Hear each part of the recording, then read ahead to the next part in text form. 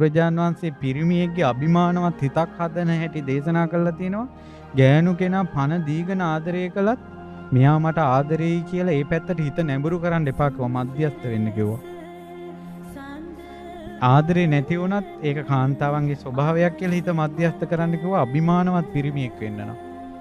පණ දීගෙන ආදරය කළත් තමන් පණ දෙන්න එපා කිව්වා. මධ්‍යස්ත වෙන්න කිව්වා. ඒ හේතුව ඒ පණ දෙන විදියට පණ දීම තමන්ටම අනතුරු පිණිස පවතිනවා. ඒකනේ පොඩි දෙයකින් ওই කොල්ලෝ අම්මා තාත්තටවත් නැති ආදරයක් කෙල්ලන්ට දීලා කෙල්ල තප්පරයට වෙනස් වෙනකොට සියදි විනාශා ගන්න. ඒක දරා ගන්න බෑ. අභිමානවත් පිරිමි හිතක් එන්නේ.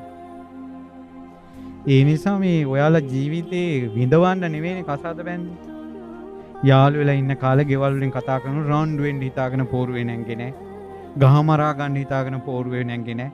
තෝතෝ කියාගෙන ඇඟිලි අතපය දික් කරගන්න පෝරුවේ නැංගේ නෑ.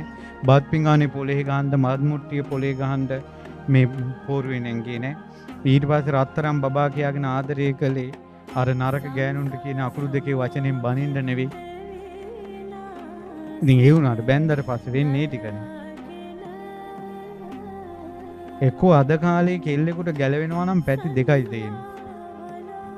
එකක් තමයි එක්කෝ බ්‍රහ්මචාරීව හොඳට පින්දහම් කරගෙන ඉන්න ඕනේ. ඒක හැබැයි අමාරුම දෙයක්.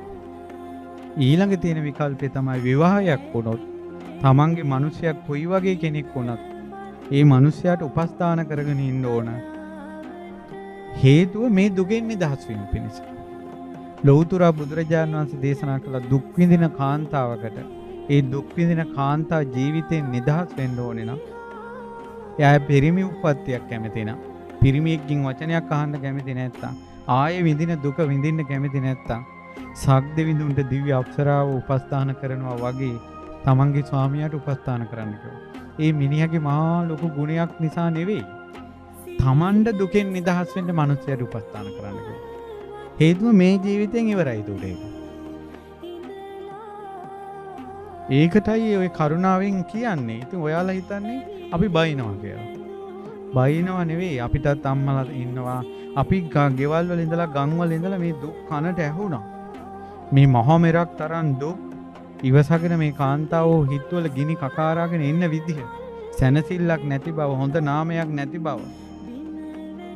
එහෙම දැකලා මේකේ නිදහස් වෙනිල්ලා කියලා මේ බණපද කියන්නේ. මෙතනත් බලන්න බහුතරයක් කාන්තාවනේ ඉන්නේ. මේ අහන බණපදයකින් මොහොතකටවත් සැනසෙල්ලක් එන්නේ හිතට. මෙතනින් නැගිටලා ගෙදරට ගිය ගමන් ආයෙ ගින්දර ඔළුවේ පත්තු වෙනවනේ. රටේ ලෝකේ අහන සිද්ධිත් එක තමන්ගේ දරුවෝ මතක් වෙලා කොච්චර ගින්දර පත්තු වෙනවද? එයාස්සේ මිනිස්යන්ගෙන් සැනසෙල්ලක් නැති වුණාට පස්සේ කොයි තරම්නම් ගෙදර අපායක් කර ගන්නවද? ඒ නිසා කියන්නේ මේකෙන් නිදහස් වෙන්න පින් කරගන්න කියලා. කුසල් කරගන්න කියලා. සාප කරන්න එපා. මිනිහට සාප කරන්න එපා. සාප කරන්න සංසාරයට, දුක් විඳින සංසාරයට සාප වේවා කියලා. ඉපදි යන සංසාරයට සාප වේවා කියලා. නොදකින් කියන්නේ ඒකට. මිනිහට නෙවෙයි. නොදකින් කියන්නේ මේ සංසාරයට, කර්ම සකස් වෙවි යන සංසාරයට, කෙලෙස් වලින් බරිත වුණ ජීවිතයට, හිතේ ඇති වෙන රාගයට, හිතේ ඇති වෙන තරහට, ඉරිසියාවට, කෝධයට, වෛරයට දරා ගන්න බැරි හිතට සාප කරන්න.